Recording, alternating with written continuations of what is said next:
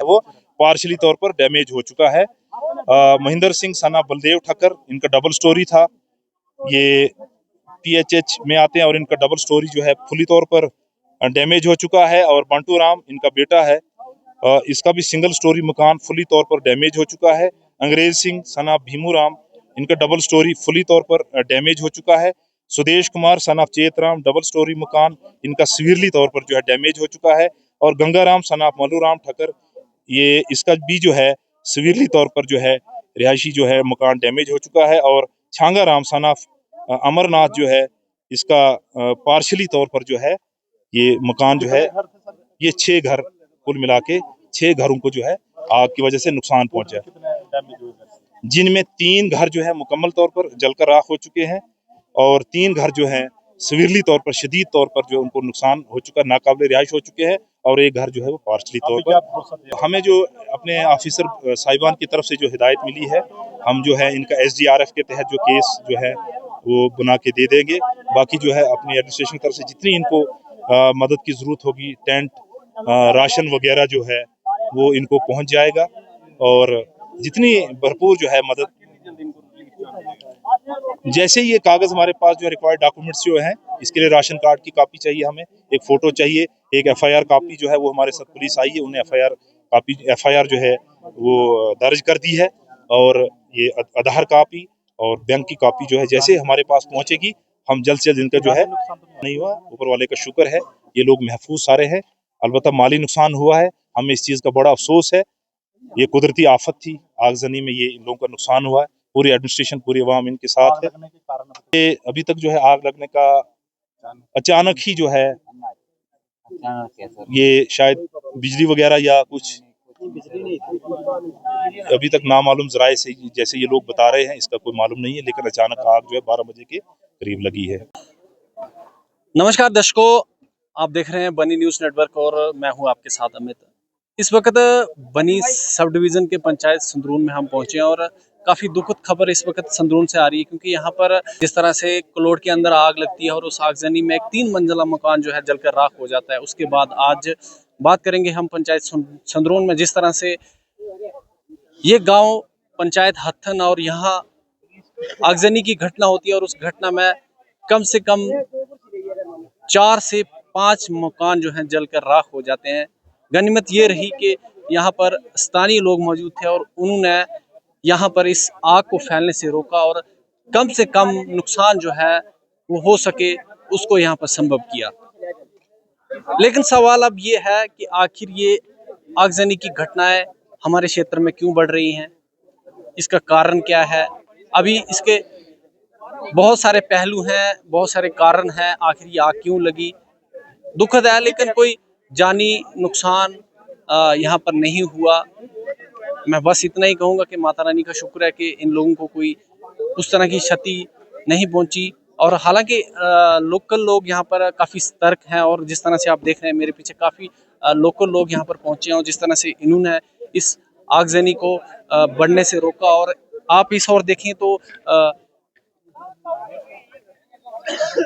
देखें तो काफी एक बड़ा मोहल्ला आपको नजर आएगा और इस ओर देखिए ये पूरे घर आपको नजर आएंगे। और साथ में यहाँ पर जिस तरह से ये आग फैली है तो शायद ये बड़ा हादसा हो सकता था, लेकिन इस हादसे को समय रहते यहाँ पर स्थानीय लोगों ने टाल दिया। लेकिन उसके बाद जब यहाँ पर प्रशासन की बात करें तो प्रशासन के आला अधिकारी यहाँ पर पहुंचे, आप देख सकते हैं पुलिस यहाँ पर मौके पर पहुंची है और यहाँ पर रेवेन्यू विभाग के अधिकारी भी यहाँ पर पहुंचे हैं। किस तरह से लगातार यहाँ पर प्रयास किया जा रहा है कि जो इनका नुकसान हुआ है उसको भरपाई जो है की जाए। और मैं आप लोगों से भी अपील करूँगा कि आप लोग ज़्यादा से ज़्यादा इनकी मदद के लिए आगे आएँ और इन लोगों के लिए मदद का हाथ जो है बढ़ाएं। और साथ में बहुत सारे लोग यहाँ पर पहुँचे और बात करवाएंगे आपसे, यहाँ के जो स्थानीय सरपंच हैं उनसे भी आपकी बात करवाएंगे। क्या कहेंगे, आपके क्षेत्र में आगजनी की घटना और बड़ा हादसा जो था ये हो सकता था, लेकिन समय रहते स्थानीय लोगों ने इसको टाल दिया। शुक्रिया आपका, बहुत बहुत थैंक्स। जब हमें बनी में मुझे किसी ने यहाँ से गांव से कॉल आई थी, मुझे फ़ोन किया तो मुझे पता लगा कि यहाँ पे एक वारदात घट गई है और जहाँ पे मकानों को आग लगी थी। तो इमीडिएटली हमने पुलिस रिपोर्ट की और रेवेन्यू को भी रिपोर्ट की। तो साथ में आए यहाँ पे, तो जहाँ पे मौके पे हमने ये देखा वारदात, तो ये 3-4 मकान टोटल जल के राख हो चुके थे। और यहाँ पे इतना बड़ा हादसा था, अगर स्थानीय लोग यहाँ पे इकट्ठे नहीं होते तो ये पूरे का पूरा मोहल्ला ही बाश हो जाना था। मुझे लगता है ये घर भी नहीं बचता। और जो मकान इसमें जल के राख हुए हैं उनका बेचारों का कुछ नहीं बचा है। टोटली जितना राशन था, घर की जायदाद थी, सारा कुछ जल के राख हो चुका। जानी और माली नुकसान नहीं हुआ, लेकिन सामान जितना था, जायदाद जितनी घर की, वो अपना खाने पीने का राशन कपड़ा जितना था, टोटल लॉस हो चुका है।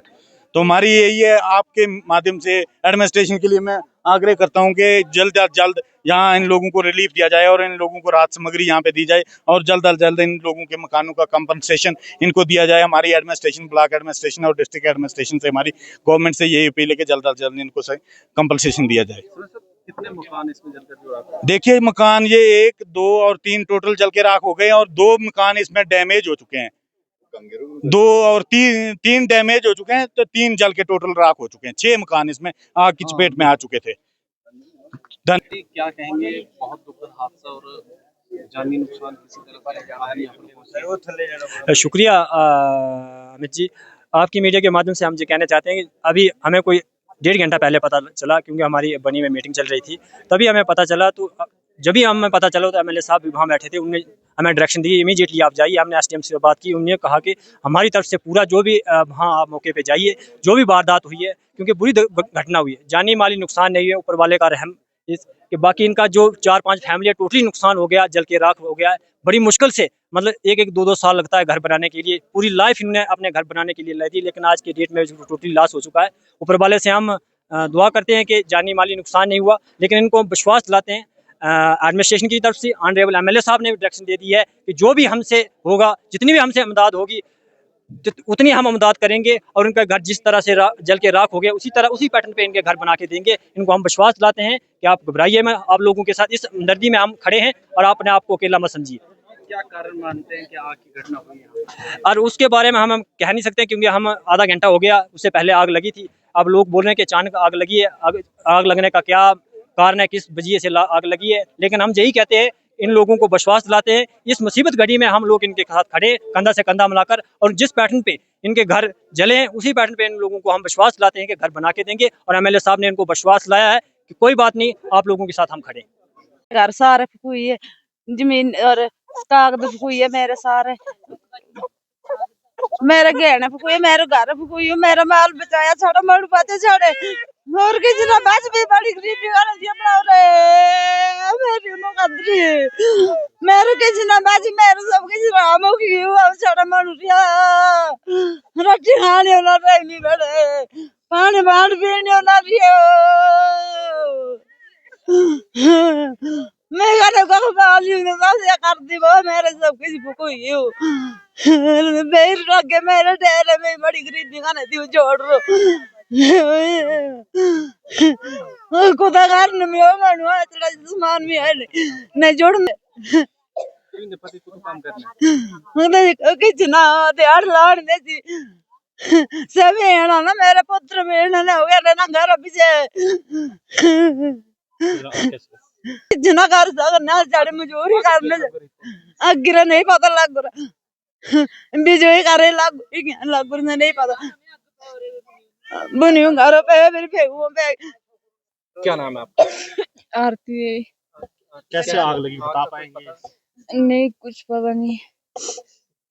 कितने बजे का समय था जब आग लगी थी? आपको कैसे पता? आप कहाँ थे उस समय? टाइम मेरा लेकिन पता नहीं लग रहा था। टाइम कोई 12 बजे के लगभग 12। आप कहाँ थे उस समय? घर में ही थी। तो स्थानीय लोग कब पहुंचे यहाँ पर? लोग वो उसी वक्त पहुंच गए थे, यहाँ के थे लोकल। कुछ बचा पाए जो घर के अंदर सामान? नहीं कुछ नहीं बचा पाया। कुछ नहीं बचा पाए। बच्चे भी अंदर खेल के तो कोई हाँ माल वगैरह, मवेशी वगैरह कोई अंदर सब निकाल माल निकाल लिया।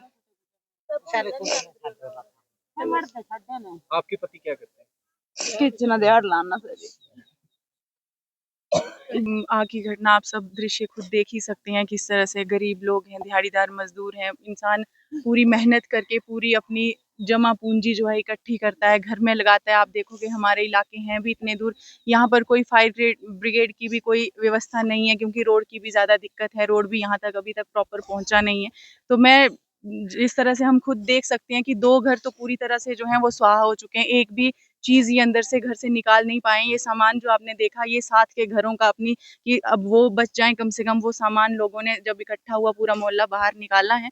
तो बाकी ये खुद अपनी ज़ुबानी बता रहे हैं कि एक भी पैसे का सामान जो अपनी जमा पूंजी थी, कागज़ात, जेवरात जो भी हैं, बर्तन, बिस्तरे, कुछ बचा नहीं पाए हैं। सिर्फ़ जो देखिए, प्रशासन से मैं अपील करती हूँ कि एसडीआरएफ के तहत जितना भी पैसा है, इनको जल्द से जल्द इन परिवारों को दिया जाए, ताकि इस मुश्किल की घड़ी में इनको थोड़ी-सी राहत मिले।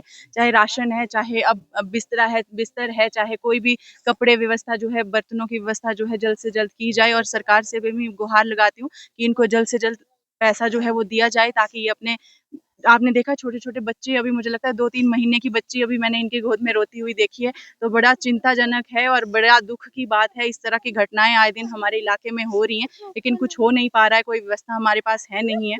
लोग इसी तरह से अपनी जमा पूँजी को राख होते हुए देखते हैं और हाथ बंधे हुए हैं, कुछ हो नहीं सकता। तो एडमिनिस्ट्रेशन से रिक्वेस्ट है कि जल्द से जल्द कुछ किया जाए, इन लोगों की हेल्प की जाए। सरकार को मैं कहती हूँ कि इनकी हेल्प की जाए, ताकि इनके सर के ऊपर जो है छत वो वापस आ सके। और सभी एनजीओ से भी मैं रिक्वेस्ट करती हूँ, स्थानीय लोगों से भी मैं रिक्वेस्ट करती हूँ कि आगे आकर जितना कोई अपनी तरफ से, कोई 500, 1000, 2000, जितना भी कोई अपनी तरफ से दे सकता है, वो सभी इन लोगों के हम अकाउंट नंबर, मैं आप मीडिया बंधुओं से भी रिक्वेस्ट करती हूँ कि इनके अकाउंट नंबर वगैरह सभी अपने-अपने प्लेटफ़ॉर्म पे शेयर करें, ताकि इनको मदद मिल सके, ज़्यादा से ज़्यादा जितनी हो सके मदद करें प्लीज़। ये सभी लोगों से मेरी रिक्वेस्ट है।